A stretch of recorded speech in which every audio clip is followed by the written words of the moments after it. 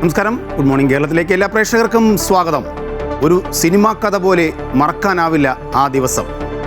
2017 ഫെബ്രുവരി 17 കാത്തിരുന്ന് പകപോക്കിയ ആ ക്രൂരതയ്ക്ക് ഇന്ന് വിധി പറയും.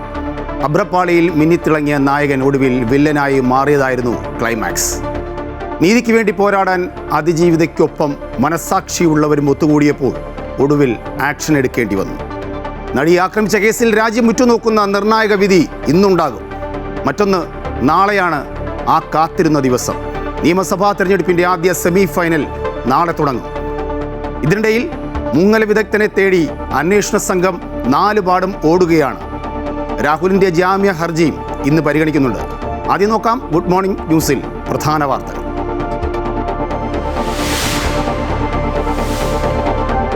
നടിയെ ആക്രമിച്ച കേസിൽ രാജ്യം ഉറ്റുനോക്കുന്ന അതിനിർണായക വിധി രാവിലെ 11-ന് എറണാകുളം സെഷൻസ് കോടതി വിധി പറയുന്നത് 8 വർഷം നീണ്ട വിചാരണയ്ക്കു ശേഷം. കൃത്യത്തിൽ നേരിട്ട് പങ്കെടുത്ത പൾസർ സുനിയും മുഖ്യ സൂത്രധാരനെന്ന് ആരോപിക്കപ്പെടുന്ന നടൻ ദിലീപുമടക്കം 10 പ്രതികൾ.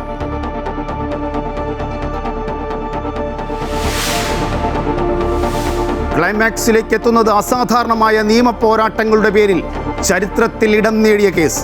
വിചാരണയ്ക്കിടെ വിവിധ ആവശ്യങ്ങൾ ഉന്നയിച്ച് വിചാരണ കോടതി മുതൽ സുപ്രീം കോടതി വരെ ദിലീപ് നൽകിയത് 90ഓളം ഹർജികൾ.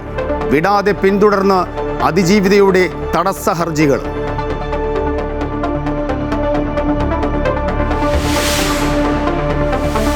രാഹുൽ മാങ്കൂട്ടത്തിനെതിരായ 2ാമത്തെ ലൈംഗിക പീഡന കേസിലെ മുൻകൂർ ജാമ്യാപേക്ഷ ഇന്ന് തിരുവനന്തപുരം ജില്ലാ സെഷൻസ് കോടതിയിൽ. പരാതി രാഷ്ട്രീയ പ്രേരിതമെന്ന് രാഹുൽ. പരാതിക്കാരിയുടെ മൊഴിയും ഇനിയും എടുക്കാതെ അന്വേഷണ സംഘം. അറസ്റ്റ് തടയാത്ത സാഹചര്യത്തിൽ 12ാം ദിവസവും രാഹുലിനായി തിരച്ചിൽ തുടർന്ന് പോലീസ്.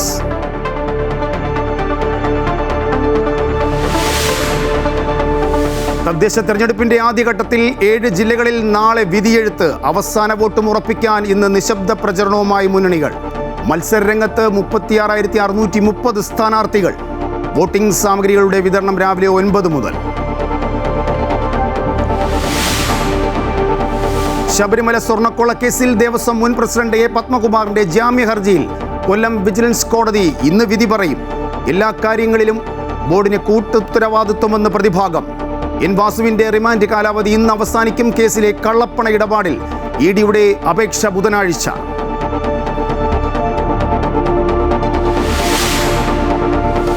വന്ദേമാതരത്തിന്റെ 150ാം വാർഷികവുമായി ബന്ധപ്പെട്ട ചർച്ച ഇന്ന് പാർലമെന്റിൽ.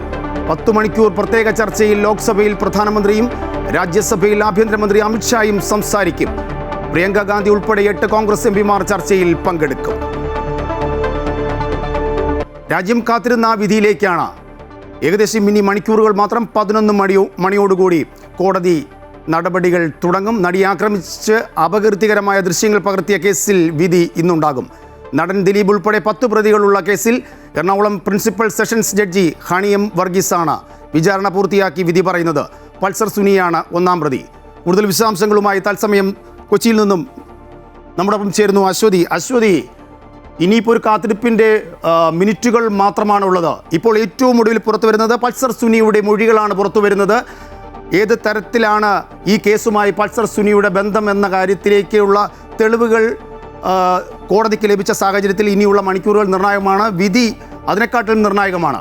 നമുക്കിപ്പോൾ ലഭിക്കുന്ന സൂചന അനുസരിച്ച്, അല്ലെങ്കിൽ പുറത്തു വരുന്ന വാർത്തകളും റിപ്പോർട്ടുകളും അനുസരിച്ച് പൾസർ സുനി ദിലീപുമായി ബന്ധമുണ്ടെന്ന് സ്ഥാപിക്കാനുള്ള തരത്തിലുള്ള മൊഴി നൽകിയതായിട്ടാണ് വിവരം. പക്ഷേ അത് ദിലീപ് നിഷേധിക്കുകയാണ്. വിവരങ്ങൾ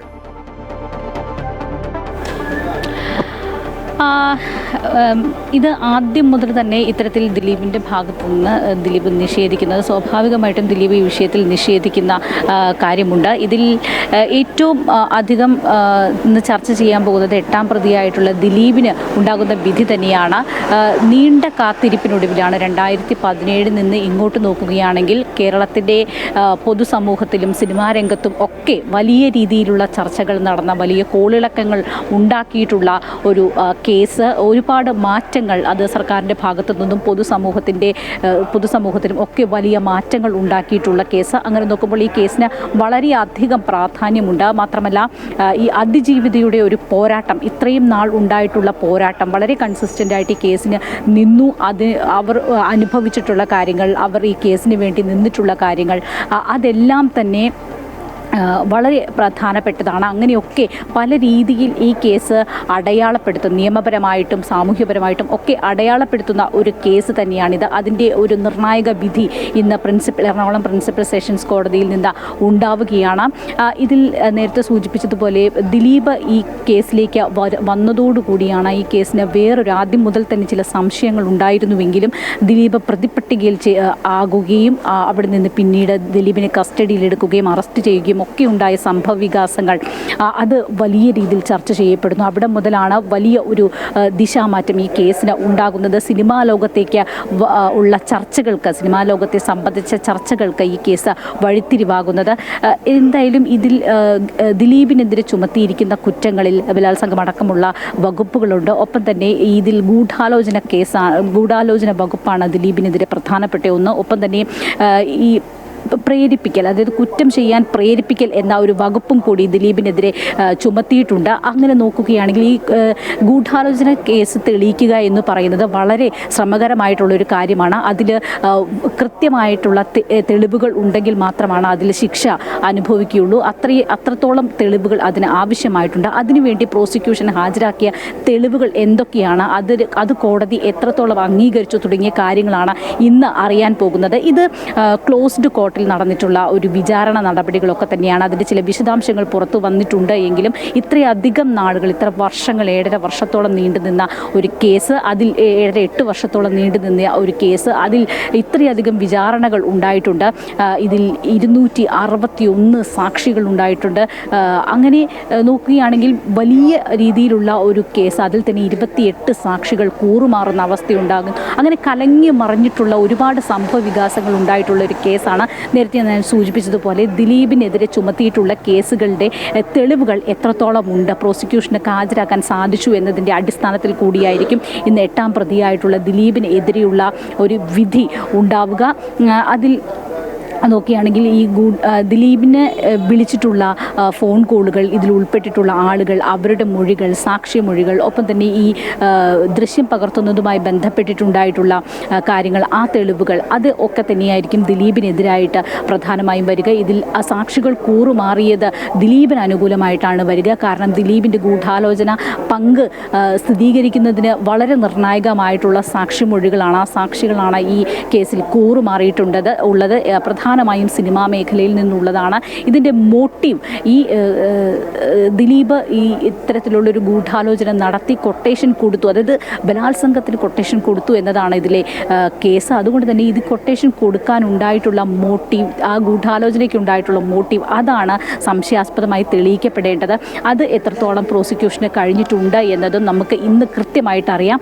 അത് അല്പസമയത്തിന് മണിക്കൂറുകൾക്കകം തന്നെ, മണിക്കൂറുകൾ എന്ന് പറയാൻ മാത്രമില്ല, മിനിറ്റുകൾക്കകം തന്നെ ഈ കേസിൻ്റെ വിധി പറയും. ഹണി എം വർഗീസ് ജസ്റ്റിസ് പറയുന്നതോടുകൂടി തന്നെ നമുക്ക് മനസ്സിലാക്കാനായിട്ട് സാധിക്കും. ഇതിൽ ദിലീപിനെതിരെ ഗുരുതരമായിട്ട്, അത് ജീവപര്യന്തം അടക്കം കിട്ടാൻ ഉള്ള അത്ര വകുപ്പുകൾ ദിലീപിനെതിരെ ചുമത്തിയിട്ടുണ്ട്. പക്ഷേ അതിൻ്റെ തെളിവുകൾ ഏത് രീതിയിലാണ് എന്നതിൻ്റെ അടിസ്ഥാനത്തിലായിരിക്കും അതിലൊരു സ്ഥിരീകരണം ഉണ്ടാവുക.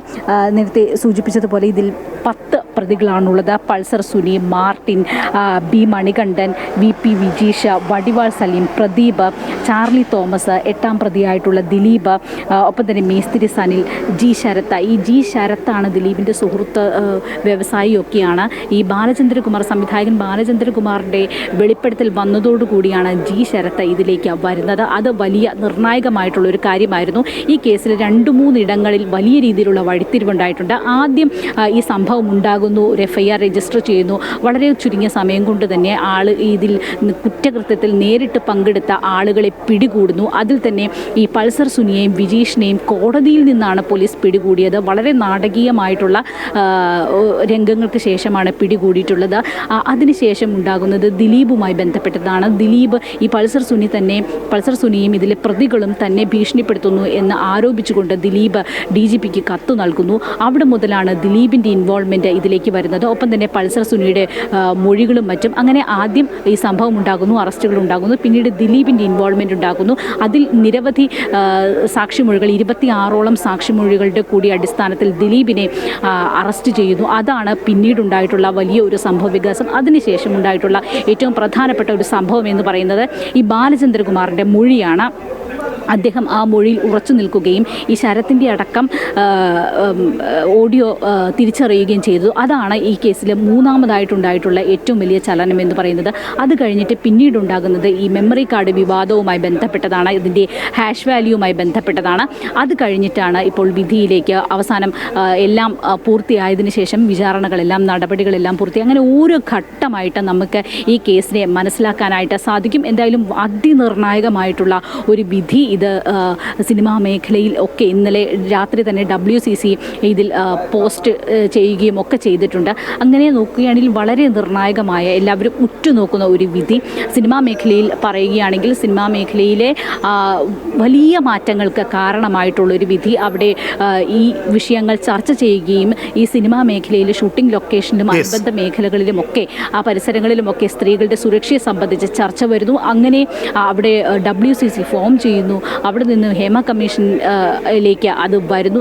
WCCയുടെ ആവശ്യപ്രകാരം കമ്മീഷന് വെക്കുന്നു. അവിടെ നിന്ന് ചില മാറ്റങ്ങൾ വരുന്നു. അങ്ങനെ മൊത്തം അതിൽ നിന്ന് അനുബന്ധിച്ചാണ് മറ്റ് എല്ലാ കാര്യങ്ങളും ഈ വലിയ ചലനങ്ങൾ അമ്മ സംഘടനയിൽ അടക്കം ഉണ്ടായിട്ടുള്ളത്. അങ്ങനെ പല ഘട്ടങ്ങളായിട്ട് നമുക്ക് ഈ കേസിനെ കാണാനായിട്ട് സാധിക്കും. വലിയ നാടകീയമായ രംഗങ്ങൾ ഈ കേസിൽ ഉണ്ടായിട്ടുണ്ട്.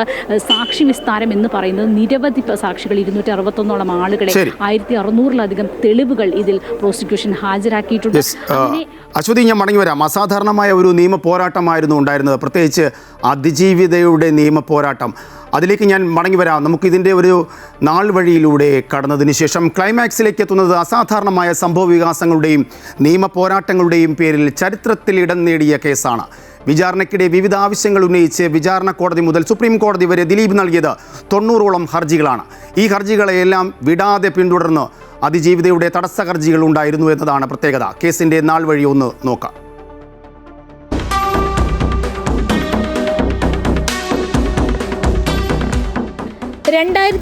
ഫെബ്രുവരി 17 രാത്രിയിലാണ് കൊച്ചി നഗരത്തിലൂടെ ഓടിക്കൊണ്ടിരുന്ന കാറിൽ വെച്ച് നടി ക്രൂരപീഡനത്തിന് ഇരയായത്. വണ്ടി ഓടിച്ചിരുന്നത് ഡ്രൈവർ മാർട്ടിൻ. കേസിലെ ഒന്നാം പ്രതി പൾസർ സുനി. ഇയാൾ നടിയെ ഉപദ്രവിക്കുക മാത്രമല്ല അപകീർത്തിപരമായ ദൃശ്യങ്ങൾ പകർത്തുകയും ചെയ്തു. സംഭവം നടന്ന് ആദ്യ ദിനം തന്നെ ഡ്രൈവർ മാർട്ടിൻ പിടിയിലായി. കേസന്വേഷിക്കാൻ ക്രൈംബ്രാഞ്ച് IG ദിനേശ് കശ്യപിന്റെ നേതൃത്വത്തിൽ പ്രത്യേക അന്വേഷണ സംഘം രൂപീകരിച്ചു. പ്രതികൾ സഞ്ചരിച്ച 2 വാഹനങ്ങളും കണ്ടെത്തി. 19-ാം തീയതി ആലപ്പുഴ സ്വദേശി വടിവാൾ സലീം, കണ്ണൂർ സ്വദേശി പ്രദീപ് തുടങ്ങിയവർ കോയമ്പത്തൂരിൽ പോലീസിന്റെ പിടിയിലായി. അതേ ദിവസം തന്നെയാണ് കൊച്ചി ദർബാർ ഹാൾ ഗ്രൗണ്ടിൽ വെച്ച് സിനിമാ പ്രവർത്തകർ നടിക്ക് ഐക്യദാർഢ്യം പ്രഖ്യാപിച്ചുകൊണ്ട് ഒത്തുകൂടിയത്. ചടങ്ങിൽ ദിലീപും മഞ്ജു വാര്യരും പങ്കെടുത്തു. അവിടെ വെച്ചാണ് മഞ്ജു വാര്യർ സംഭവത്തിന് പിന്നിൽ ക്രിമിനൽ ഗൂഢാലോചനയുണ്ട് എന്ന് പരസ്യമായി പറഞ്ഞത്. ഫെബ്രുവരി 20-ാം തീയതി പ്രതികളിൽ ഒരാളായ തമ്മനം സ്വദേശി മണികണ്ഠനെ പാലക്കാട് നിന്നും പിടികൂടി. 23-ാം തീയതി പോലീസിനെ വെട്ടിച്ച് Ernakulam additional chief judicial magistrate കോടതിയിൽ കീഴടങ്ങാനെത്തിയ പൾസർ സുനിയെയും വിജീഷിനെയും കോടതി മുറിയിൽ നിന്നും ബലം പ്രയോഗിച്ച് പോലീസ് അറസ്റ്റ് ചെയ്തു. 2017 ഏപ്രിൽ 18-ന് പൾസർ സുനി എന്ന സുനിൽകുമാറിനെ ഒന്നാം പ്രതിയാക്കി അങ്കമാലി മജിസ്ട്രേറ്റ് കോടതിയിൽ കുറ്റപത്രം സമർപ്പിച്ചു. ആകെ 7 പ്രതികളാണ് കുറ്റപത്രത്തിൽ ഉണ്ടായിരുന്നത്. 375 പേജുള്ള കുറ്റപത്രത്തിൽ 165 സാക്ഷികളുടെ മൊഴികൾ ഉൾപ്പെടുത്തിയിരുന്നു. പൾസർ സുനി ദിലീപിന്റെ പങ്ക് സംബന്ധിച്ച് പോലീസിന് മൊഴി നൽകിയത് കേസിൽ നിർണായകമായി. ഇതിനിടെ ജയിലിൽ നിന്ന് സുനി ഫോൺ ചെയ്തത് വാർത്തയായി. തന്റെ സുഹൃത്തായ സംവിധായകൻ നാദിർഷയെയും മാനേജർ അപ്പുണ്ണിയെയും ഫോൺ ചെയ്ത് ബ്ലാക്ക്മെയിൽ ചെയ്യാൻ ശ്രമിച്ചു എന്ന് ചൂണ്ടിക്കാട്ടി ദിലീപ് ഏപ്രിൽ 20-ന് DGPക്ക് കത്ത് നൽകി. ഇതോടെ കേസ് വീണ്ടും സജീവമായി. ജൂൺ 24-ന് നടിക്ക് നേരെയുള്ള ആക്രമണത്തെക്കുറിച്ചുള്ള കൂടുതൽ വെളിപ്പെടുത്തലുകൾ പുറത്തുവന്നു. ഒന്നാം പ്രതി പൾസർ സുനിൽ എഴുതിയെന്ന് കരുതുന്ന കത്ത് പുറത്തായി. സുനിലിൻ്റേതെന്ന് കരുതുന്ന ഫോൺ സംഭാഷണവും പുറത്തുവന്നു. കത്ത് ദിലീപിനെ ഏൽപ്പിക്കാൻ സുനി തന്നോട് ആവശ്യപ്പെട്ടിരുന്നെന്നും കത്തിലെ ഉള്ളടക്കങ്ങൾ തനിക്ക് അറിയാമായിരുന്നുവെന്നും സുനിയുടെ അമ്മയും മൊഴി നൽകി. 1.5 കോടിക്കാണ് ദിലീപ് തനിക്ക് കൊട്ടേഷൻ നൽകിയതെന്നും അതിൽ 80 ലക്ഷം രൂപ മാത്രമാണ് ഇതുവരെ ലഭിച്ചതെന്നും സുനി പിന്നീട് വെളിപ്പെടുത്തുകയും ചെയ്തു. 2017 ജൂൺ 25-ന് ദിലീപിനെ ബ്ലാക്ക്മെയിൽ ചെയ്യാൻ ശ്രമിച്ച കേസിൽ പൾസർ സുനിയുടെ സഹതടവുകാരായ വിഷ്ണു, സനൽ എന്നിവരെ പോലീസ് അറസ്റ്റ് ചെയ്തു. ജൂൺ 28-ന് ദിലീപ്, നാദിർഷ എന്നിവരെ ആലുവ പോലീസ് ക്ലബ്ബിൽ വിളിച്ചുവരുത്തി 13 മണിക്കൂർ മൊഴിയെടുത്തു. ജൂലൈ 2-ന് ദിലീപ് നായകനായി അഭിനയിച്ച അവസാന ചിത്രത്തിന്റെ ഷൂട്ടിംഗ് ലൊക്കേഷനിൽ മുഖ്യപ്രതി പൾസർ സുനി എത്തിയതിന് പോലീസിന് തെളിവ് ലഭിച്ചു. 2017 ജൂലൈ 4-ന് കോടതിയിൽ ഹാജരാക്കുന്നതിനിടെ താൻ സ്രാവുകൾക്കൊപ്പമാണ് നീന്തുന്നതെന്ന് പൾസർ സുനി മാധ്യമങ്ങളോട് പ്രതികരിച്ചു. ഗൂഢാലോചനയുമായി ബന്ധപ്പെട്ട 25 പേരുടെ മൊഴികളാണ് അന്വേഷണ സംഘം രേഖപ്പെടുത്തിയത്. കേസിലെ 1-ാം പ്രതിയായ സുനിക്ക് ദിലീപുമായി അടുത്ത ബന്ധമുണ്ടായിരുന്നുവെന്ന് പ്രോസിക്യൂഷൻ കണ്ടെത്തുകയും ദിലീപ് കേസിലെ 8-ാം പ്രതിയാവുകയും ചെയ്തു. 2017 ജൂലൈ 10-ന് കേസിൽ ദിലീപിനെ അറസ്റ്റ് ചെയ്തു.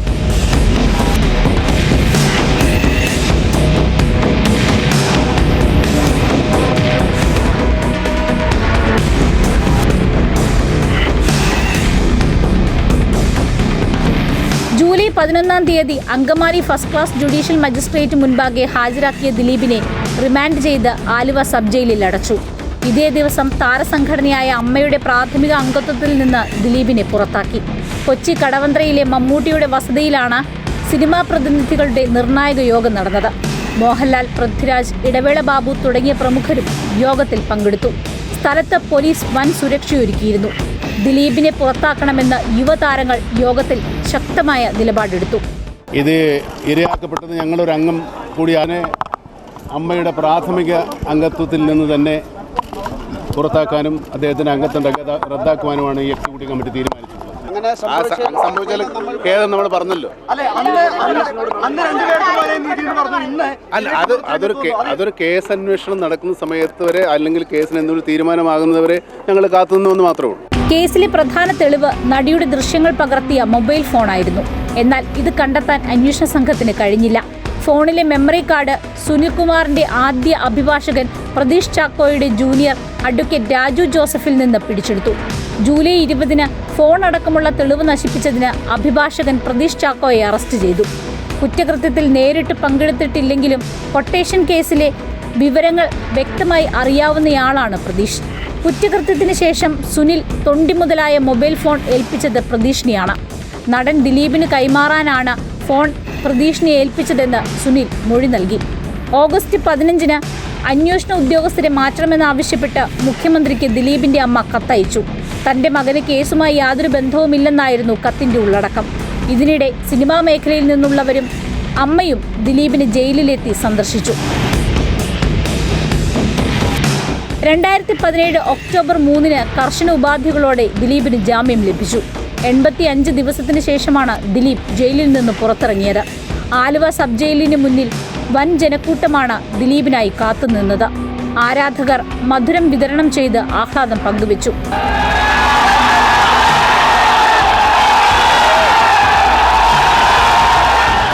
അറസ്റ്റിലായ ശേഷം ദിലീപ് നടത്തിയ മൊഴികളിൽ വൈരുദ്ധ്യം കണ്ടെത്തിയതിനെ തുടർന്ന് 2017 നവംബർ 15-ന് വീണ്ടും ചോദ്യം ചെയ്തു.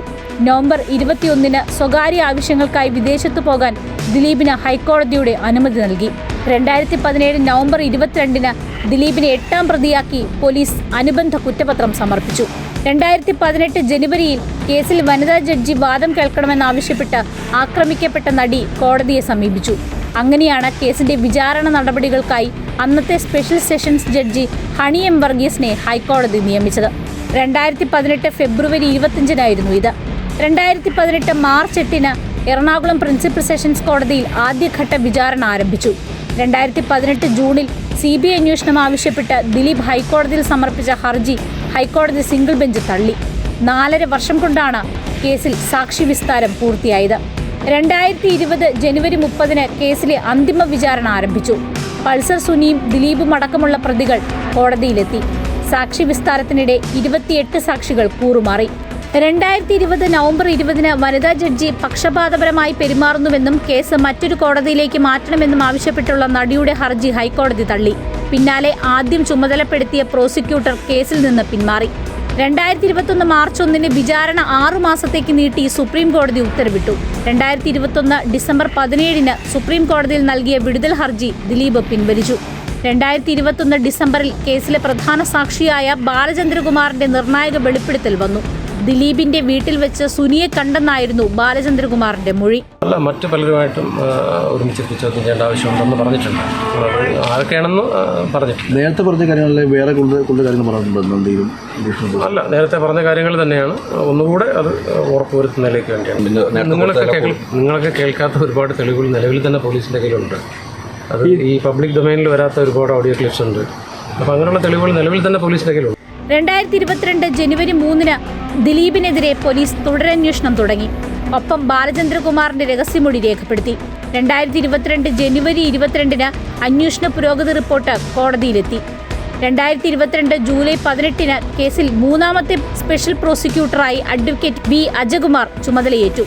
2022 ഒക്ടോബർ 22 തുടരന്വേഷണ റിപ്പോർട്ട് കോടതി സ്വീകരിച്ചു. തെളിവ് നശിപ്പിച്ചെന്ന കുറ്റത്തിന് ദിലീപിന്റെ സുഹൃത്ത് ശരത്ത് പ്രതിയായി. 2023 ഓഗസ്റ്റിലാണ് കേസിൽ വളരെ സുപ്രധാനമായ മറ്റൊരു സംഭവമുണ്ടായത്. ദൃശ്യങ്ങൾ അടങ്ങിയ മെമ്മറി കാർഡിന്റെ ഹാഷ് വാല്യൂ മാറിയെന്ന് ചൂണ്ടിക്കാട്ടി അതിജീവിത ഹൈക്കോടതിയെ സമീപിച്ചു. ഇതിനിടെ പല കാരണങ്ങളാൽ കേസ് നീണ്ടുപോയി. അതിന് സുപ്രീം കോടതിയുടെ വിമർശനം നേരിടേണ്ടി വന്നു. കേസിന്റെ വിചാരണ നടപടികൾ പൂർത്തിയാക്കാൻ 2023 ഓഗസ്റ്റിൽ വിചാരണ കോടതി 8 മാസം കൂടി നീട്ടിച്ചോദിച്ചു.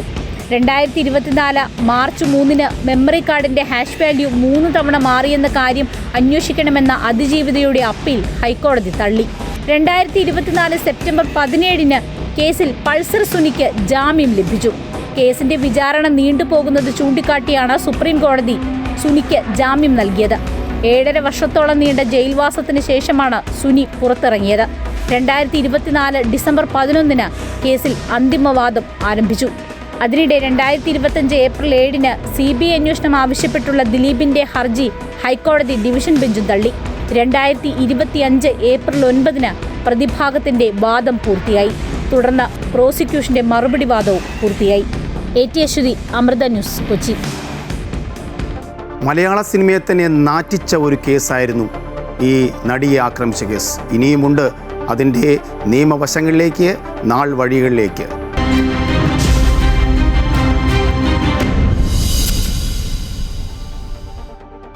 ഇനി മറ്റൊരു ശ്രദ്ധേയമായ വാർത്തയിലേക്ക് തന്നെയാണ്. രണ്ടാമത്തെ പീഡന കേസിൽ രാഹുൽ മാങ്കൂട്ടത്തിലിൻ്റെ മുൻകൂർ ജാമ്യാപേക്ഷ കോടതി ഇന്ന് പരിഗണിക്കും. കേസിൽ തിരുവനന്തപുരം 7ാം അഡീഷണൽ ജില്ലാ സെഷൻസ് കോടതി വിശദമായ വാദം കേൾക്കും. പരാതിക്കാരിയായ യുവതിയുടെ മൊഴി എടുക്കുവാനുള്ള ശ്രമം പ്രത്യേക അന്വേഷണ സംഘം തുടരുന്നു. അതേസമയം കേസ് രാഷ്ട്രീയ പ്രേരിതമെന്നാണ് രാഹുലിൻ്റെ വാദം. കൂടുതൽ വിവരങ്ങളുമായി ദേവിക ചേരുന്നുണ്ട്. ദേവിക, നമുക്കറിയാം ഇപ്പോഴും രാഹുൽ കാണാമറയത്ത് തന്നെ, ഒളിപ്പിച്ചതോ ഒളിച്ചതോ ആ ചോദ്യം അവിടെ നിലനിൽക്കുമ്പോൾ പോലും തൽക്കാലം അറസ്റ്റ് ഉണ്ടാവില്ല എന്ന് ആദ്യ കേസിൽ കോടതി വ്യക്തമാക്കിയിരിക്കുന്നു. രണ്ടാമത്തെ കേസ് എത്രത്തോളം പ്രാധാന്യമുണ്ട്? ഇപ്പോഴും ആ പരാതിക്കാരിയുടെ പരാതി രേഖപ്പെടുത്തിയിട്ടില്ല എന്ന ഒരു വിമർശനവും നേരിടുന്നു. രാജേഷ്, ഈ രാഹുൽ മാങ്കൂട്ടത്തിൽ ഒളിവിൽ പോയിട്ട് 12ാമത്തെ ദിവസമാണിന്ന്. ഈ 12 ദിവസങ്ങൾ പിന്നിട്ടിട്ടും രാഹുൽ മാങ്കൂട്ടത്തിൽ എവിടെയാണ് എന്നതിലൊരു കൃത്യത വരുത്താൻ കേരള പോലീസിനായിട്ടില്ല, പ്രത്യേക അന്വേഷണ സംഘത്തിനായിട്ടില്ല. കഴിഞ്ഞ ദിവസം ഇത്തരത്തിൽ ഈ ബാംഗ്ലൂരിൽ ആഴ്ചകളോളമായി തമ്പടിച്ചിരുന്ന പ്രത്യേക അന്വേഷണ സംഘം തിരിച്ചു വന്നിരുന്നു. കാരണം ഹൈക്കോടതിയുടെ ഇടപെടലുണ്ടായിരുന്നു. 15ാം തീയതി വരെ ഇത്തരത്തിൽ അറസ്റ്റ് മാറ്റിവെക്കാനുള്ള നിർദ്ദേശം നൽകിയിരുന്നു.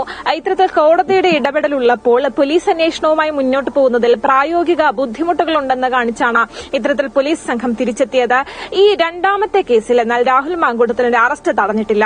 23 വയസ്സ് മാത്രം പ്രായമുള്ള ഒരു പെൺകുട്ടിയെ അവളുടെ കൺസെന്റ് ഇല്ലാതെ ഒരു റിസോർട്ടിലെത്തിച്ച് പീഡിപ്പിക്കുകയായിരുന്നു എന്ന ഗുരുതരമായിട്ടുള്ള ആരോപണങ്ങളാണ് രാഹുൽ മാങ്കൂട്ടത്തിനെതിരെ കുട്ടി ഉന്നയിച്ചിട്ടുള്ളത്. കർണാടക സ്വദേശിയാണ്, മലയാളിയല്ല. ഈ പെൺകുട്ടിയുടെ മൊഴി എടുക്കാൻ വേണ്ടി ഈ അന്വേഷണ സംഘം ശ്രമിച്ചു വരികയാണ്. AIG പൂങ്കുഴലിയുടെ നേതൃത്വത്തിലുള്ള പ്രത്യേക അന്വേഷണ സംഘമാണ് ഈ രണ്ടാമത്തെ പീഡന കേസ് അന്വേഷിക്കുന്നത്. ഈ പെൺകുട്ടിയുടെ മൊഴി ഈ കേസിൽ വളരെ നിർണായകമാണ്. കാരണം കത്തിലൂടെ ഉണ്ടായിരുന്ന ഒരു പരാതിയാണ് KPCC അധ്യക്ഷനാണ് ഇത്തരത്തിൽ പോലീസിന് കൈമാറുന്നത്. ഈ ഒരു കേസിൽ പെൺകുട്ടിയുടെ മൊഴി നിർണായകമാണ്. പക്ഷെ ഇത്രയും ദിവസം പിന്നിട്ടുകൂടി ഈ പെൺകുട്ടിയുടെ മൊഴി രേഖപ്പെടുത്താൻ സാധിച്ചിട്ടില്ല. എന്തായാലും എത്രയും വേഗം നേരിട്ട് എത്തി, അതായത് AIG പൂങ്കുഴലി തന്നെ നേരിട്ട് ഈ പെൺകുട്ടിയുടെ മൊഴി എടുക്കാനുള്ള ശ്രമമാണ് നടത്തുന്നത്. എന്തായാലും ഈ രണ്ടാമത്തെ കേസിൽ ഇന്ന് തിരുവനന്തപുരം അഡീഷണൽ ജില്ലാ സെഷൻസ് കോടതി രാഹുൽ മാങ്കൂട്ടത്തിൽ നൽകിയ മുൻകൂർ ജാമ്യാപേക്ഷ പരിഗണിക്കും. ജാമ്യം ലഭിക്കുമോ ഇല്ലയോ എന്നുള്ളത് വരും മണിക്കൂറുകളിൽ വ്യക്തമാകും. എന്തായാലും രാഷ്ട്രീയ പ്രേരിതമായിട്ടുള്ളൊരു കേസാണിതെന്നാണ് രാഹുൽ മാങ്കൂട്ടത്തിൽ വാദിക്കുന്നത്. രാജേഷ്. യെസ്, ദേവികയാണ് വിശദാംശങ്ങൾ നൽകിയത്. എന്തായാലും ഈ രണ്ട് വാർത്തകളും, നടി ആക്രമിച്ച കേസും അതോടൊപ്പം തന്നെ രാഹുൽ മാങ്കൂട്ടത്തിൻ്റെ രണ്ടാമത്തെ കേസും ഒക്കെ ഇന്ന് വാർത്തകളിൽ പ്രധാനമായും ഇടം പിടിക്കും. അതുകൊണ്ട് തന്നെ ഇന്ന് ശ്രദ്ധേയമായ മണിക്കൂറുകളും മിനിറ്റുകളുമാണ് കടന്നു പോകുന്നത്. അതിൽ കൂടി തന്നെ ഈ പ്രഭാത വാർത്തയിൽ നമുക്ക് കൂടുതൽ ദേശീയ അന്തർദേശീയ വാർത്തകൾ കൂടി പരിശോധിക്കേണ്ടതുണ്ട്.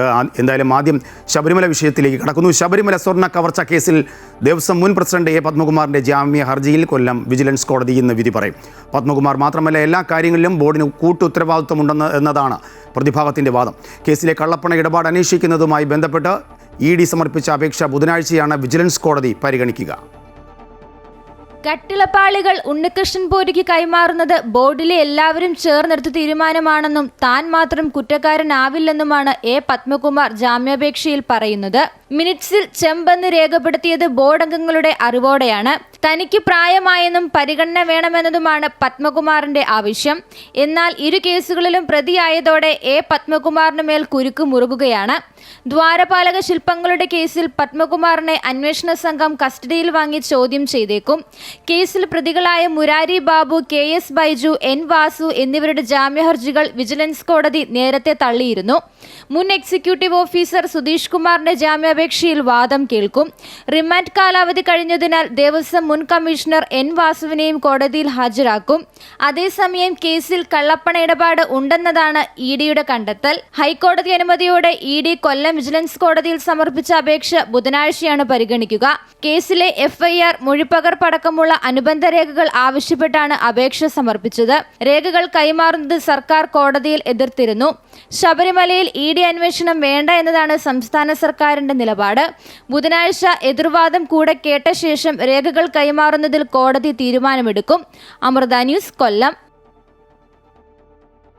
വന്ദേ മാതരത്തിൻ്റെ 150-ാം വാർഷികവുമായി ബന്ധപ്പെട്ട ചർച്ച ഇന്ന് പാർലമെന്റിൽ നടക്കും. 10 മണിക്കൂറാണ് പ്രത്യേക ചർച്ച ഉണ്ടാകുക. ലോക്സഭയിൽ പ്രധാനമന്ത്രിയും രാജ്യസഭയിൽ ആഭ്യന്തരമന്ത്രി അമിത്ഷായും സംസാരിക്കും. രാജ്യസഭയിൽ നാളെയാണ് ചർച്ച. ചർച്ചയുടെ അവസാന ഘട്ടത്തിൽ കേന്ദ്ര പ്രതിരോധ മന്ത്രി രാജ്നാഥ് സിംഗ് സംസാരിക്കും. പ്രിയങ്ക ഗാന്ധി ഉൾപ്പെടെ 8 കോൺഗ്രസ് MPമാർ ചർച്ചയിൽ പങ്കെടുക്കും. SIR വിഷയത്തിൽ ചർച്ച നടത്താമെന്ന് കേന്ദ്രം സന്നദ്ധത അറിയിച്ചതോടെയാണ് വന്ദേ മാതരവുമായി ബന്ധപ്പെട്ട ചർച്ചയിൽ പങ്കെടുക്കാൻ പ്രതിപക്ഷം തീരുമാനിച്ചത്. അതേസമയം ഇൻഡിഗോ പ്രതിസന്ധി ഉൾപ്പെടെയുള്ള വിഷയങ്ങൾ പ്രതിപക്ഷം സഭയിൽ ഉന്നയിക്കും. ഇൻഡിഗോ വിമാന സർവീസ് പ്രതിസന്ധി തുടരുന്നു. മുംബൈ ഉൾപ്പെടെയുള്ള വിമാനത്താവളങ്ങളിൽ നിന്നും സർവീസുകൾ പൂർണ്ണതോതിൽ ആരംഭിക്കാൻ കഴിഞ്ഞിട്ടില്ല. ആഭ്യന്തര സർവീസുകളാണ് കൂടുതലായി പ്രതിസന്ധി നേരിടുന്നത്. ഇന്നലെ 650 സർവീസുകളാണ് ഇൻഡിഗോ റദ്ദാക്കിയത്. തിരുവനന്തപുരത്തു നിന്നുള്ള 3 സർവീസുകൾ ഇന്ന് റദ്ദാക്കിയിട്ടുണ്ട്. അതേസമയം കഴിഞ്ഞ ദിവസങ്ങളെ അപേക്ഷിച്ച് 1650 സർവീസ് നടത്താൻ കമ്പനിക്ക് കഴിഞ്ഞിട്ടുണ്ട്. 2300 സർവീസുകളാണ് പ്രതിദിനം ഇൻഡിഗോ നടത്തുന്നത്. അതേസമയം യാത്രാ പ്രതിസന്ധിയുമായി ബന്ധപ്പെട്ട് ഇൻഡിഗോയ്ക്ക് നൽകിയ കാരണം കാണിക്കൽ നോട്ടീസിന് മറുപടി നൽകുവാനുള്ള സമയപരിധി ദീർഘിപ്പിച്ചു. ഇന്ന് വൈകിട്ട് 6 മണിക്കുള്ളിൽ മറുപടി നൽകിയാൽ മതിയെന്ന് director general of civil aviation അറിയിച്ചു.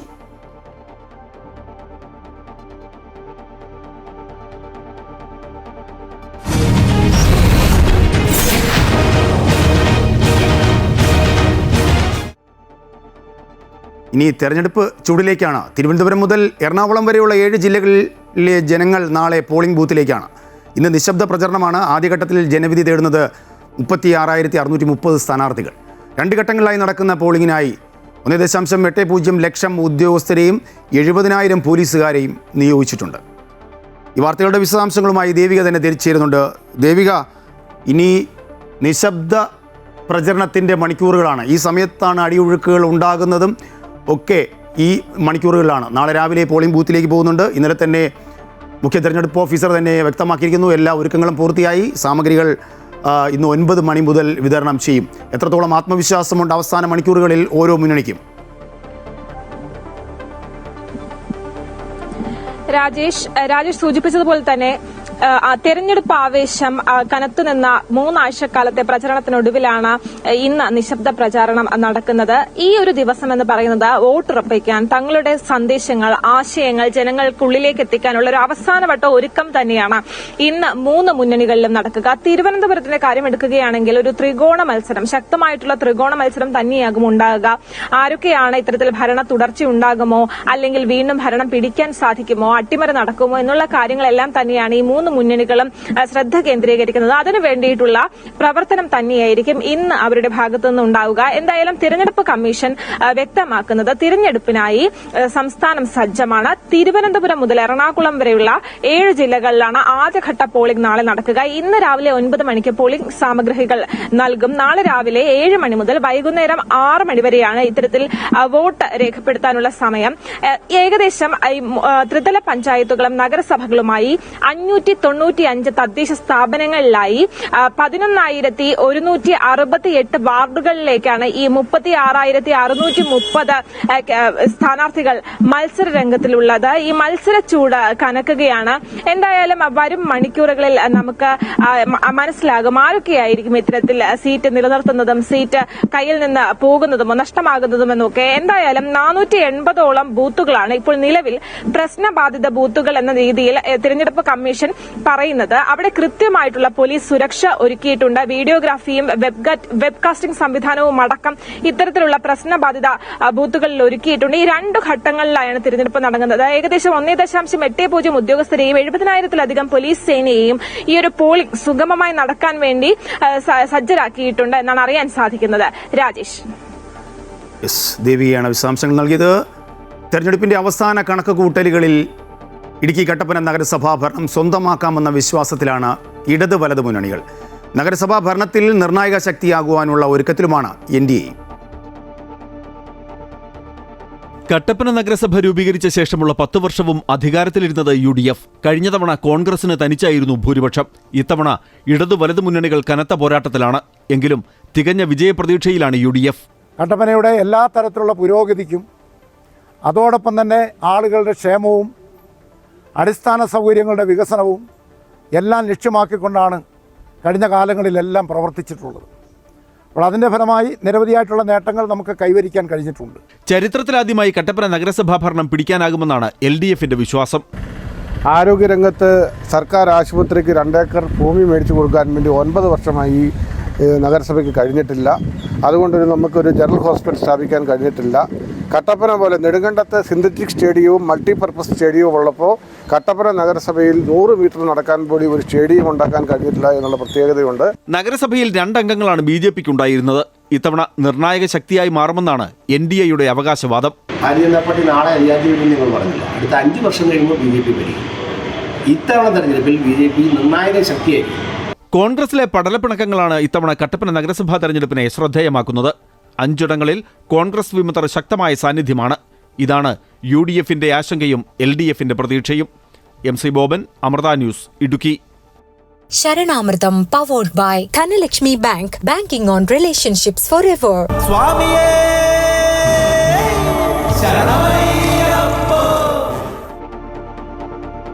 ശബരിമലയിലേക്കുള്ള യാത്രയ്ക്കിടെ ചാലക്കയത്തിനും ചക്കുപാലത്തിനും ഇടയിൽ തീർത്ഥാടകർ സഞ്ചരിച്ച ട്രാവലർ മറിഞ്ഞു. ആരുടെയും പരിക്ക് ഗുരുതരമല്ല. പരിക്കേറ്റ തീർത്ഥാടകരെ പമ്പ ഗവൺമെൻറ് ആശുപത്രിയിൽ പ്രവേശിപ്പിച്ചു. ഇന്ന് പുലർച്ചെ മുതൽ ശബരിമലയിൽ ഭക്തരുടെ തിരക്ക് അനുഭവപ്പെടുന്നുണ്ട്. വിവരങ്ങളുമായി ഇമാം രാകേഷ് തത്സമയം ചേരുന്നുണ്ട്. രാകേഷ്, ഈ അവധി ദിവസങ്ങളിൽ തിരക്കില്ല, അത് ഈ സർക്കാരിൻ്റെ അല്ലെങ്കിൽ ദേവസ്വം ബോർഡിൻ്റെ നിയന്ത്രണത്തിൻ്റെ ഭാഗമായിട്ടാണോ ഈ ശനി ഞായർ ദിവസങ്ങളിൽ തിരക്കില്ലാത്തത്? സാധാരണ വർക്കിംഗ് ഡേയിൽ ഇപ്പോൾ തിരക്ക് അനുഭവപ്പെട്ട് കാണുന്നുണ്ടല്ലോ. എന്താണ് ഇന്നത്തെ സാഹചര്യം? രാജേഷ് പറഞ്ഞതുപോലെ തന്നെ സാധാരണ ആഴ്ച അവസാനങ്ങളിലാണ് നല്ല തിരക്ക് അനുഭവപ്പെടാറുള്ളത്, ശനി ഞായർ ദിവസങ്ങളിലാണ്. എന്നാൽ പതിവിന് വിപരീതമായി ഇത്തരം ദിവസങ്ങളിൽ തിരക്കില്ല എന്നുള്ളതാണ്. ഇന്നിപ്പോൾ തിങ്കളാഴ്ചയാണ്, അത്യാവശ്യം നല്ല തിരക്കുണ്ട്. ഇന്നലെ ഏകദേശം 80,000-ഓളം പേരാണ് ശബരിമലയിൽ ദർശനം നടത്തിയത്. ഹരിവരാസനത്തിൻ്റെ സമയത്തൊക്കെ തന്നെ സുഗമമായി ദർശനം നടത്തുന്നതിനുള്ള സൗകര്യമാണ്, സുരക്ഷാ ക്രമീകരണങ്ങളാണ് പോലീസും ഒപ്പം തന്നെ ദേവസ്വം ബോർഡും എല്ലാം തന്നെ ഒരുക്കിയിരുന്നത്. ഇന്നലെ ഹരിവരാസനത്തിൻ്റെ സമയത്തൊക്കെ തന്നെ ഭക്തർക്ക് തൊഴുന്നതിന് ഒരുപാട് സമയം ലഭിക്കുന്ന സാഹചര്യവും മറ്റുമുണ്ടായിരുന്നു. ഇന്നിപ്പോൾ പുലർച്ചെ മുതൽ തന്നെ ഭക്തരുടെ പ്രവാഹമുണ്ട്. അതേസമയം താഴെ ചാലിക്കായത്ത് ഭാഗത്താണ് അപകടം സംഭവിച്ചിട്ടുള്ളത്. ഒരു ട്രക്ക് മറിഞ്ഞ് തീർത്ഥാടകർക്ക് ചെറിയ പരിക്കുകൾ ഏറ്റിട്ടുണ്ട്. ഇവരെ പമ്പ ആശുപത്രിയിലാണ് പ്രവേശിപ്പിച്ചിട്ടുള്ളത്. പക്ഷെ ആരുടെയും പരിക്ക് ഗുരുതരമല്ല. നമുക്ക് കോഴിക്കോട് നിന്നും വന്ന കുറച്ച് ഭക്തരുണ്ട്. ഏത് സമയത്താണ് നിങ്ങൾ കയറാൻ തുടങ്ങിയത്? ഞങ്ങൾ 5 മണിക്കായി. നല്ല തിരക്കുണ്ടോ? ഞങ്ങൾ വരുന്നേരം തിരക്കൊന്നുമില്ല, ഇപ്പം തിരക്കാവണമെന്ന്.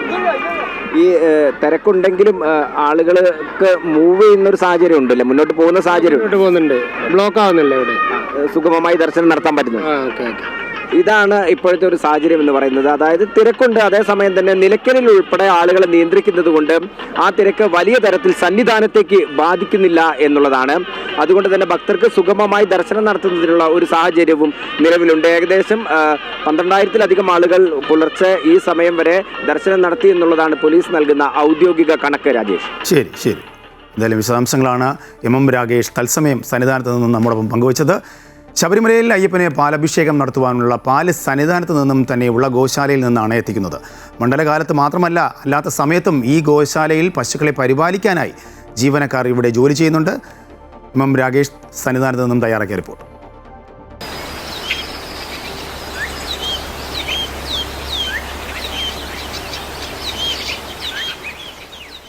സ്വാമി അയ്യപ്പനുള്ള വിശിഷ്ടമായ പൂജയാണ് പാലഭിഷേകം.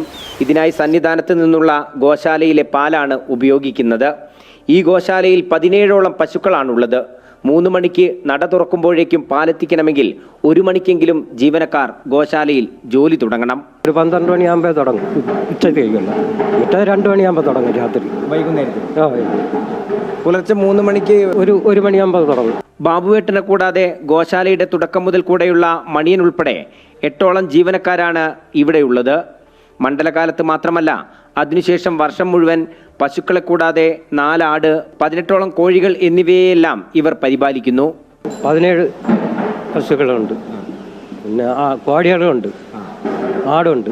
മണ്ഡലകാലം കഴിഞ്ഞാൽ വന്യജീവി ആക്രമണങ്ങളിൽ നിന്ന് ഗോശാലയെയും ജീവജാലങ്ങളെയും സംരക്ഷിക്കേണ്ട ഉത്തരവാദിത്വവും ഇവർക്കാണ്. ക്യാമറാമാൻ സുരേഷ് പുന്നക്കാടിനൊപ്പം എം രാഗേഷ്, അമൃത ന്യൂസ്, സന്നിധാനം. ഡൽഹിയിലെ വായുമലിനീകരണം സഭ നിർത്തിവെച്ച് ചർച്ച ചെയ്യണമെന്ന് പ്രതിപക്ഷം.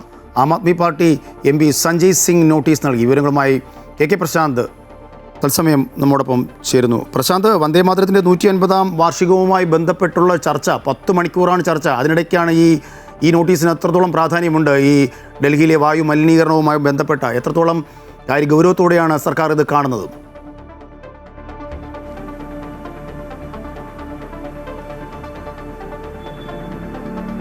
രാജേഷ്, ലോക്സഭയിലാണ് പ്രധാനമായും വന്ദേമാതരവുമായി ബന്ധപ്പെട്ട ചർച്ച നടക്കുക. അതിനുശേഷമാണ് രാജ്യസഭയിലേക്ക് ചർച്ചയിലേക്ക് എത്തുക. പക്ഷേ ഈ വിഷയങ്ങൾ, അതായത് അടിയന്തര പ്രാധാന്യമുള്ള വിഷയങ്ങൾ തന്നെ ഉന്നയിച്ച് തന്നെ മുന്നോട്ട് പോകാൻ തന്നെയാണ് പ്രതിപക്ഷ പാർട്ടികൾ തീരുമാനിച്ചിട്ടുള്ളത്. 2 പ്രധാന വിഷയങ്ങളാണ് നിലവിൽ രാജ്യത്തെ സംബന്ധിച്ചും രാജ്യ തലസ്ഥാനത്തെ സംബന്ധിച്ചും പ്രധാനമായിട്ടുള്ളത്. ഒന്ന്, ഇൻഡിഗോയുടെ വിമാന സർവീസിന്റെ പ്രതിസന്ധിയാണ്. കഴിഞ്ഞ കുറേ ദിവസങ്ങളായി അത് തുടരുക തന്നെയാണ്. ഇന്നിപ്പോൾ 7ാം ദിവസമാണ്.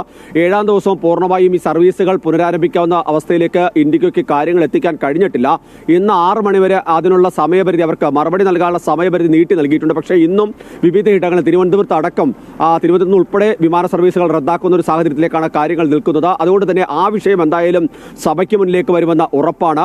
ഈ 10 മണിക്കൂർ ചർച്ചയിൽ ഏറ്റവും പ്രധാനപ്പെട്ടത് ആകെ 10 മണിക്കൂർ ചർച്ചയാണ്. അതുകൊണ്ട് തന്നെ 3 മണിക്കൂർ ആദ്യത്തെ ഘട്ടത്തിൽ ചർച്ച ഉണ്ടാകുമെന്നാണ് നമുക്ക് മനസ്സിലാക്കാൻ കഴിയുന്നത്. അങ്ങനെയാണെങ്കിൽ ബാക്കി സമയങ്ങളിൽ സാധാരണ നടപടിക്രമങ്ങളെല്ലാം തന്നെ ഇതിന്റെ ഭാഗമായി തന്നെ ഉണ്ടാകും. ഒരുപക്ഷേ സഭാ നടപടികൾ തുടങ്ങുന്ന സമയത്ത് തന്നെ അടിയന്തര പ്രമേയ നോട്ടീസുകളുമായി പ്രതിപക്ഷം രംഗത്തെത്താൻ തന്നെയാണ് സാധ്യത. ഇപ്പോൾ രാജ്യസഭയിലാണ് AAP അംഗം നോട്ടീസ് നൽകിയിട്ടുള്ളത്. അത് പ്രധാനമായും രാജ്യ തലസ്ഥാനത്തെ വായു മലിനീകരണവുമായി ബന്ധപ്പെട്ടാണ്. നിരവധി നടപടികൾ നടപ്പിലാക്കി എന്നുള്ളതാണ് ഡൽഹി സർക്കാർ അവകാശപ്പെടുന്നത്. പക്ഷേ ഇന്നും 394-അടുത്താണ് പല സ്ഥലങ്ങളിലും വായു ഗുണനിലവാര തോത് എന്നുള്ളതാണ് പ്രധാനപ്പെട്ട കാര്യം. രാജ്യ തലസ്ഥാനത്തെ ഈ സാഹചര്യം വിലയിരുത്തുമ്പോൾ കേരളത്തിലും തമിഴ്നാട്ടിലൊക്കെ 74 വായു മലിനീകരണ തോത് നിലനിൽക്കുന്നത്, ആ ഗുണനിലവാര തോത് നിലനിൽക്കുന്നത്. ആ ഒരു സ്ഥലത്താണ് ഈ 394 എന്ന നിലയിലേക്ക് പ്രധാന ഇടങ്ങളിൽ പോലും നിൽക്കുന്നത്. അതുകൊണ്ട് തന്നെ എത്രത്തോളം ഗുരുതരമായ ഒരു സാഹചര്യം രാജ്യ തലസ്ഥാനത്തുണ്ട് എന്നുള്ളതാണ് പ്രധാനപ്പെട്ട കാര്യം. ആം ആദ്മി നോട്ടീസ് നൽകിയിട്ടുണ്ട്. സ്വാഭാവികമായി നമുക്കറിയാം, രാജ്യ തലസ്ഥാനം ഭരിച്ചിരുന്നത് ആം ആദ്മിയാണ്. അതിന് ചില രാഷ്ട്രീയ വശങ്ങൾ കൂടിയുണ്ട്. പക്ഷേ അത് പറയുമ്പോഴും ഈ കഴിഞ്ഞ കുറേ ദിവസങ്ങളായി ഇത് തന്നെയാണ് സാഹചര്യം. സുപ്രീം കോടതി ഇടപെടൽ ഉണ്ടായി, ആവശ്യമായ നിർദ്ദേശങ്ങൾ നൽകിയിട്ട് പോലും കൃത്യമായ ഒരു സ്ഥിതിയിലേക്ക് കാര്യങ്ങൾ എത്തിക്കാൻ ഇതുവരെ സംസ്ഥാന സർക്കാരിന് കഴിഞ്ഞിട്ടില്ല എന്നുള്ളത് വലിയ പ്രശ്നം തന്നെയാണ്. അതുകൊണ്ട് തന്നെയാണ് ഈ വിഷയം സജീവമായി നിർത്താൻ ഇപ്പോൾ തീരുമാനിച്ചിട്ടുള്ളത്. ഒപ്പം തന്നെ ഇൻഡിഗോ വിഷയവും പാർലമെന്റിലേക്ക് എത്തും. രാജേഷ്, KK പ്രശാന്താണ് ഡൽഹിയിൽ നിന്നും തത്സമയ വിവരങ്ങൾ നമ്മോടൊപ്പം പങ്കുവച്ചത്. മറ്റൊരു റിപ്പോർട്ടിലേക്ക്. തെയ്യങ്ങളുടെ മുഖരൂപങ്ങൾ കൊത്തിയെടുക്കാനായി കേന്ദ്ര സർക്കാർ പദ്ധതിയിൽ ഉൾപ്പെടുത്തി ശില്പികൾക്കായി കാസർഗോഡ് മാവുങ്കാലിൽ പരിശീലന ക്യാമ്പ് നടത്തുകയാണ്. 50 ദിവസം നീളുന്ന ക്യാമ്പ് തെയ്യങ്ങളുടെ വർണ്ണലോകം തീർക്കുകയാണ്. വടക്കേ മലബാറിലെ കളിയാട്ടക്കാവുകളിൽ ഉറഞ്ഞാടുന്ന നിരവധി തെയ്യക്കോലങ്ങളുടെ മുഖരൂപ നിർമ്മാണ പരിശീലനം ആകർഷക കാഴ്ചയായി മാറുകയാണ്. തെയ്യങ്ങളുടെ തിരുമുടിയും ചമയങ്ങളും ഏറെ സൂക്ഷ്മതയോടെ കുമിഴുമരത്തിൽ കൊത്തിയെടുത്ത് വർണ്ണങ്ങൾ ചാലിക്കുന്നതിന്റെ അവസാന ഘട്ടത്തിലാണ് 50 ദിവസം നീളുന്ന ഗുരുശിഷ്യ ഹസ്തശില്പ നിർമ്മാണ പരിശീലന ക്യാമ്പ്. 20 യുവതികൾ ഉൾപ്പെടെ 30 പേരാണ് പരിശീലനം നടത്തി വരുന്നത്. ബാലി, ചാമുണ്ടി, വിഷ്ണുമൂർത്തി, കരിഞ്ചാമുണ്ടി, പൊട്ടൻ, ഭഗവതി, വെള്ളാട്ടങ്ങൾ തുടങ്ങിയവയുടെ മുഖരൂപങ്ങളാണ് പരിശീലന ക്യാമ്പിൽ ഒരുങ്ങുന്നത്. 10ഓളം തെയ്യങ്ങളുടെ മുഖത്തെഴുത്തും തലച്ചമയങ്ങളും കർണാഭരണങ്ങളും വർണ്ണങ്ങൾ നൽകി ശില്പികളുടെ സംഘം പൂർത്തിയാക്കി കഴിഞ്ഞു. കാഞ്ഞങ്ങാട് ഗ്രാമീണം ഹാൻഡിക്രാഫ്റ്റ് ട്രെയിനിംഗ് സെന്ററിൽ പ്രശസ്ത ശില്പി അനിൽ കാർത്തികയുടെ മേൽനോട്ടത്തിലാണ് ക്യാമ്പ് നടന്നു വരുന്നത്. എനിക്ക് കിട്ടിയ കഴിവെല്ലാം ഈ 30 പേർക്കും മുഴുവനായിട്ട് പകർന്ന് കൊടുക്കാൻ പറ്റിയിട്ടുണ്ട്. വലിയ സന്തോഷം. ഇതൊരു സിസ്റ്റമാറ്റിക് ആയിട്ട് പോകുന്നത്. നമ്മുടെ മറ്റുള്ള കോളേജ് പോലെ രാവിലെ വന്ന് അടിച്ചുപൊളിയല്ല. വളരെ കൃത്യമായ ഒരു അജണ്ടയുണ്ട്. ഒരു ദിവസത്തേക്ക് രാവിലെ വന്നാൽ പ്രാർത്ഥന, അതുപോലെ ഗുരുവന്ദനം, മെഡിറ്റേഷൻ, അതെല്ലാം കഴിഞ്ഞിട്ടാണ് അവരെ എല്ലാ ബാഹ്യ ആന്തരികമായിട്ടുള്ള പ്രശ്നങ്ങളെല്ലാം മാറ്റി വെച്ചാൽ ഈ ഒരു മേഖലയിൽ പ്രവർത്തിക്കാൻ പറ്റുള്ളൂ. കുമിഴ് വരാൻ ഉപയോഗിക്കുന്നത്. കേന്ദ്ര സർക്കാർ പദ്ധതി പ്രകാരം തൃശൂർ ആസ്ഥാനമായി പ്രവർത്തിക്കുന്ന ഹാൻഡിക്രാഫ്റ്റ് സർവീസ് സെന്ററാണ് പരിശീലകർക്ക് സ്റ്റൈഫൻഡോടുകൂടി പദ്ധതി നടപ്പാക്കുന്നത്. അമൃത ന്യൂസ്, കാസർഗോഡ്.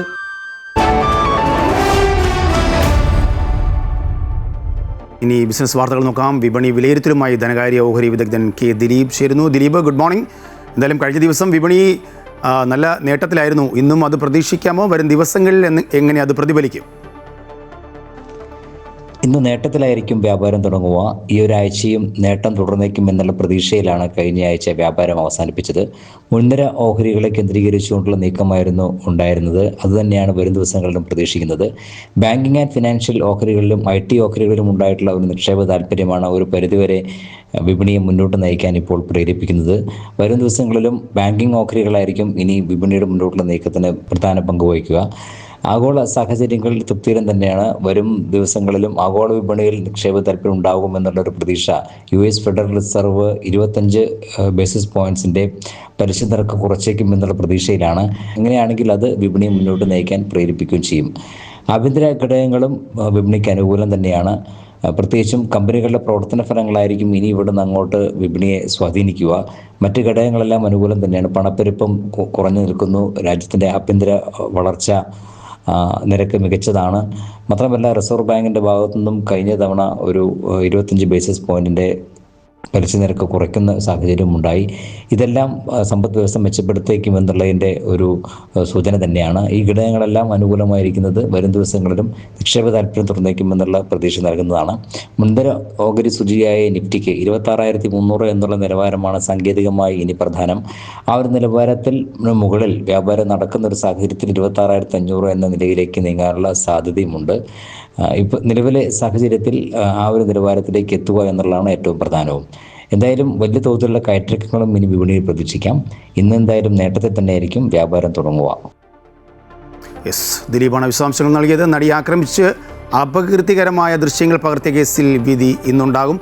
കുറ്റക്കാരനാണെന്ന വിധിയോ അല്ലെങ്കിൽ ശിക്ഷയോ ഇന്ന് ഉണ്ടായേക്കാം.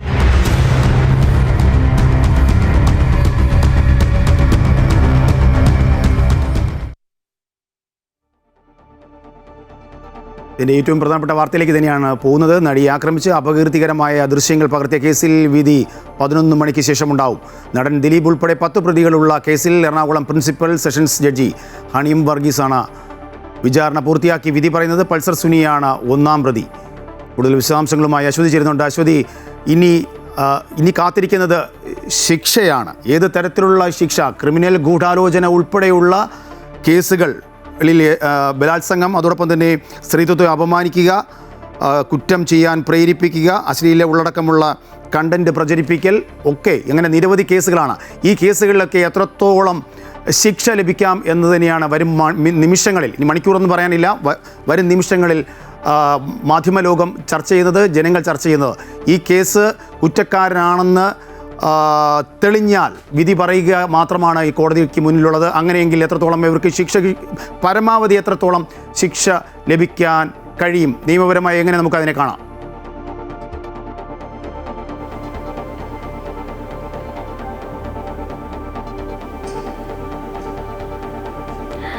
രാജേഷ്, ഇതിൽ ഈ കൃത്യത്തിൽ നേരിട്ട് പങ്കെടുത്തത് ആദ്യത്തെ 6 പ്രതികളാണ്. അവർക്കെതിരെ സംഘം ചേരൽ, ഈ ബലാത്സംഗത്തിൻ്റെ വിവിധ വകുപ്പുകൾ, ബലാത്സംഗവുമായി ബന്ധപ്പെട്ട വിവിധ വകുപ്പുകൾ, ഗൂഢാലോചന കുറ്റം, IT ആക്ടിലെ ഈ ദൃശ്യങ്ങൾ പകർത്തിയതുമായി ബന്ധപ്പെട്ട IT ആക്ടിലെ വിവിധ വകുപ്പുകൾ, ഇതൊക്കെയാണ്.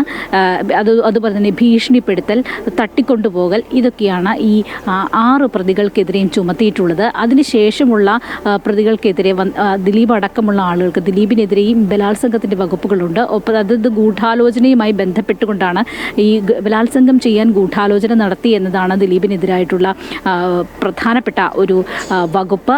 അത് മാത്രമല്ല, അതിനുമായി ബന്ധപ്പെട്ട തെളിവ് നശിപ്പിക്കൽ, പ്രതികളെ സംരക്ഷിക്കൽ, ഒപ്പം തന്നെ IT ആക്ടിലെ, അതായത് ദൃശ്യങ്ങൾ പകർത്തുക, അത് പ്രചരിപ്പിക്കുക തുടങ്ങിയ IT ആക്ടിലെ വകുപ്പുകളടക്കം ദിലീപിനെതിരെയും ചുമത്തിയിട്ടുണ്ട്. അതിന് ദിലീപ് അല്ലാതെ ഈ ആദ്യത്തെ 6 പേരല്ലാതെ മറ്റുള്ളവർക്ക് എതിരെ ചുമത്തിയിരിക്കുന്ന വകുപ്പ്, അത് ശരത്തുണ്ട്, അങ്ങനെ ഉള്ള ആളുകൾക്ക് എതിരെ ചുമത്തിയിരിക്കുന്നത് ഈ പ്രതികളെ സംരക്ഷിക്കുക, ഒപ്പം തന്നെ ഗൂഢാലോചനയുണ്ട്. ഇതൊക്കെയാണ് പ്രധാനപ്പെട്ട വകുപ്പുകൾ. അതിൽ ദിലീപിനെതിരെ ചുമത്തിയിരിക്കുന്ന വകുപ്പുകളുടെ ഒരു ഇത് എന്ന് പറയുന്നത് ഏതൊക്കെ വകുപ്പുകളാണ് എന്ന് പറഞ്ഞിട്ടുണ്ടെങ്കിൽ, അതിൽ ഏറ്റവും ആദ്യം ഉള്ളത് തന്നെ ഗൂഢാലോചനയാണ്.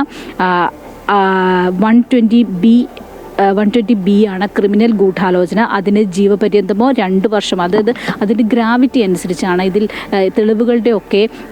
തെളിവുകളൊക്കെ നൽകുന്നതിൻ്റെ അടിസ്ഥാനത്തിൽ എത്രത്തോളം ഉണ്ട് എന്നതിൻ്റെ അടിസ്ഥാനത്തിൽ അതിന് ജീവപര്യന്തം വരെ കിട്ടാവുന്ന ഒരു തടവാണ് വകുപ്പാണ്. അത് ആ കുറ്റകൃത്യം തെളിയിക്കുന്നതുമായി ബന്ധപ്പെട്ട് കൂടിയാണ് അതിൻ്റെ ശിക്ഷാവിധിയിലേക്ക് വരിക.